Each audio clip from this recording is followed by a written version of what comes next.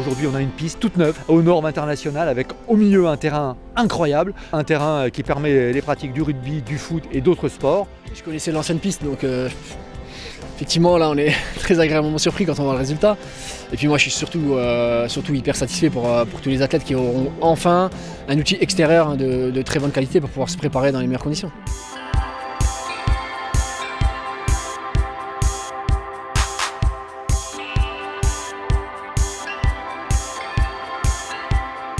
C'est aussi pour des clubs locaux de pouvoir aussi venir s'y entraîner. C'est-à-dire que ce Krebs, on veut complètement l'imaginer ouvert sur la société, tourné vers les défis.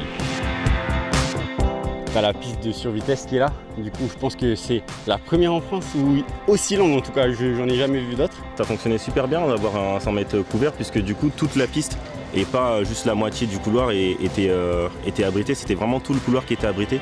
Donc c'est des installations qui sont top, qui optimisent nos conditions d'entraînement. Cette piste ici, c'est 4 millions d'euros, mais ça ne suffit pas. Parce que si on veut héberger des jeunes qui sont les talents de demain, il faut aussi qu'on ait des conditions d'enseignement et d'hébergement qui soient correctes. Et là, on a encore du boulot. C'est la raison pour laquelle on a débloqué aussi 12 millions d'euros pour tout refaire. Avec un rendez-vous 2024, évidemment, mais pas seulement.